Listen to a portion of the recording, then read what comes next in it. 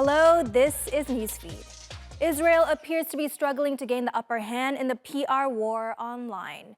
Right after October 7th, support for Israel was overwhelming. But since then, there's been a big narrative shift in favor of the Palestinians online.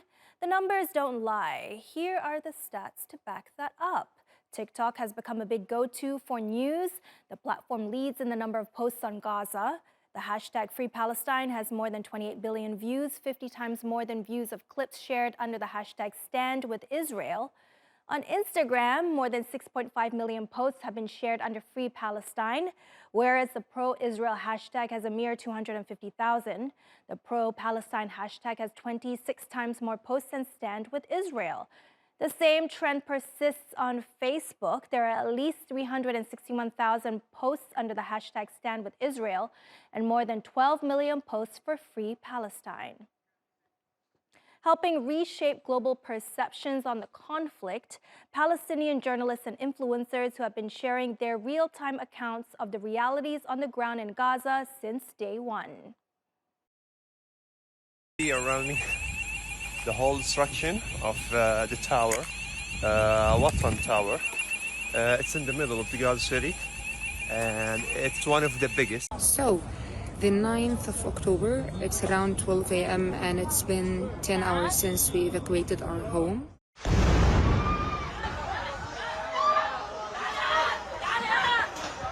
This is really a genocide.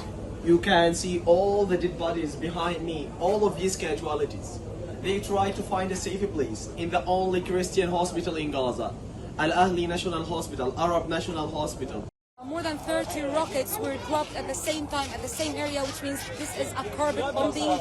It's a bombing strategy that prevents any ambulance and anybody to enter the area or rescue anyone.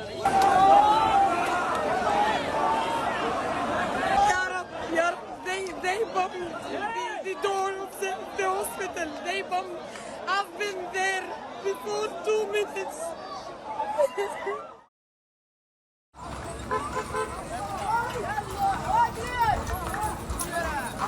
I'm using a cart so I can reach them as fast as possible. Hundreds of thousands of people are in tents. They don't have any place to go or in the streets. I'm one of them. But it hasn't been easy getting their story out. Platforms like Instagram have been shadow banning and censoring pro-Palestinian voices. And speaking out online can have real-world consequences too. Think career suicide. Some have been fired from their jobs after sharing pro-Palestinian content on their own social media accounts. The backlash has even hit Hollywood. Actress Melissa Barrera was dropped from Scream 7 after her posts in support of Palestine.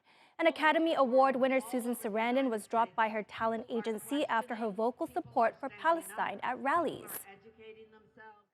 Taylor Lorenz is a tech journalist and the author of Extremely Online, the untold story of fame, influence, and power on the internet. Now, Taylor, this conflict in Gaza has changed the media landscape completely, shaken up social media. There is so much information. It's arguably the first conflict we're seeing played out unfiltered and in real time.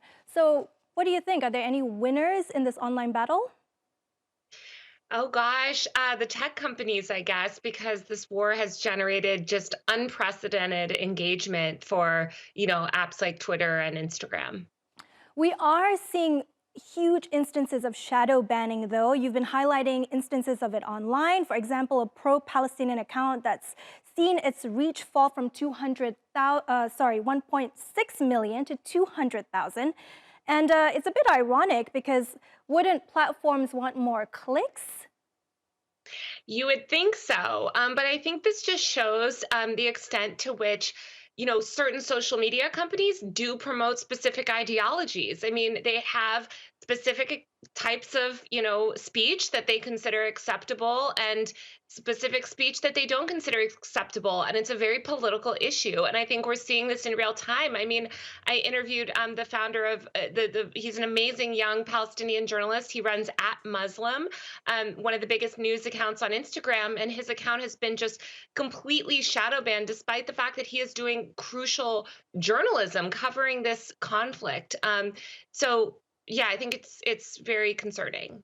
What's also interesting is how people have been circumventing the censorship online using algo speak. Mhm. Yeah, exactly. So, journalists and activists and others have had to resort to what's called algo speak, where they basically use different words. So, for instance, they'll use the emoji for Palestine, because if you mention the word Palestine, you get downranked. Or they'll use the violin emoji to explain violence, because if you say the word violence, you can get downranked. Or they'll have other kind of words that sound like the words that they're trying to say, but they won't exactly say what they're trying to say, because if they speak directly about it, Instagram's algorithm will downrank them or block them or deactivate their account, or they can lose monetization. And that's just Instagram, but TikTok and X too. What is also interesting is we're seeing a shift in the type of influencer right now. Gone is the onus on big beauty, filtered influencers to like actual big personalities, live streams, TikTokers dissecting the news. Yeah, more and more content creators every day are talking about the news, no matter what genre they're in, right? You could have a beauty influencer like Huda Beauty, iconic, beauty creator with millions of followers, but she's talking about these really important issues that are happening and she's talking about the killing that's happening of children and, all of the horrors of war, and educating her followers. And so you're seeing that more and more content creators that might previously make content in a different area make content now about the war. Now, what's interesting is that this has increased the visibility of Palestinian voices, and that's great, obviously, but there is a big mental health impact, and you cover mental health and the internet extensively in your book. Yeah, I think the mental health impact happens on both ends, right? You have the creators that are increasingly sharing this news on this hyper politicized war, where they're getting unprecedented amounts of hatred, and attacks and bullying and harassment. Also, just the psychological damage of having to cover a war. It's very exhausting. You're watching a lot of brutal footage. It's very disturbing, often to people that might have family in the Middle East, and have relatives that have been affected by this war. And then, of course, you have the followers and the fans that are viewing a lot more, graphic content from the ground. They're in distress. It makes people, even in America, you see a lot of people talking about feeling unsafe because they're witnessing this just unprecedented level of violence, and hate crimes have spilled over into the US. So what can social media platforms and governments do to make the internet safer for people?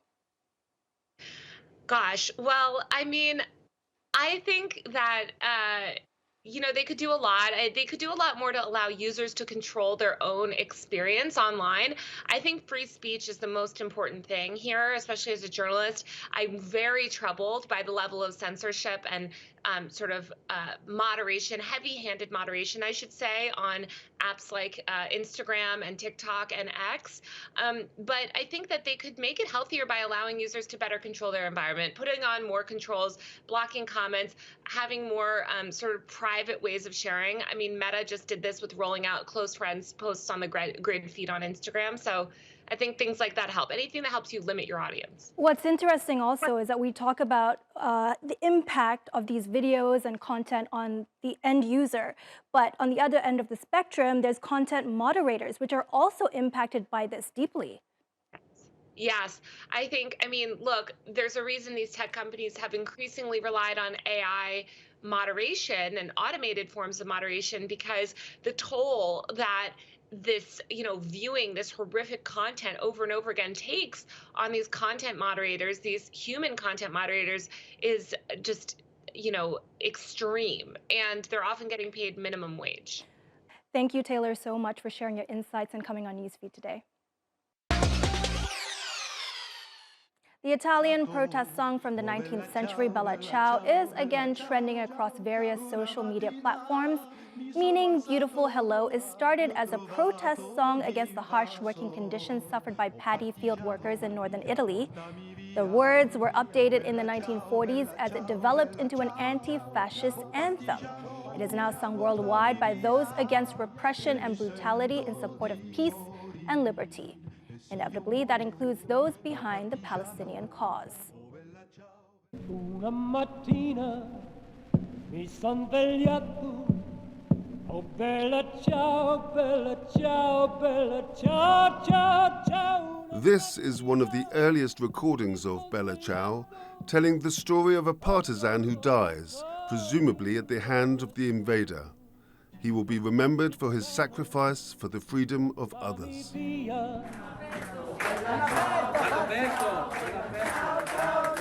It is still immensely popular amongst Italians. Here's a group of Italian tourists last year singing the anti-fascist anthem at an Israeli military checkpoint in Hebron on the West Bank. Since the 1950s, Bella Ciao's haunting melody and heart-wrenching lyrics of resistance have spread worldwide.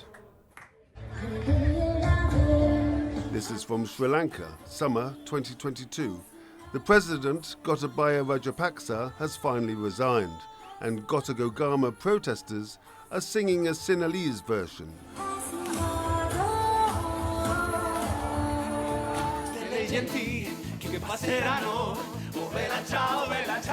It has been recorded in numerous languages and performed by folk musicians, world music artists, punk rock groups, and electronic dance bands.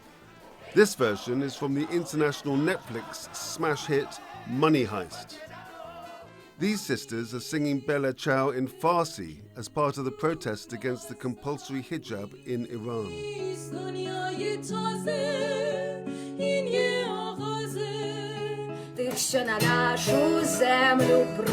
The song has become a de facto resistance anthem in Ukraine. The first locally recorded version, by folk singer Kristina Ivanova Solovi, appeared on Instagram just days after Russia launched its invasion. Inevitably, it is a favorite among Palestinians and is sung at pro-Palestinian demonstrations worldwide. Beautiful Goodbye, in support of the Palestinian cause.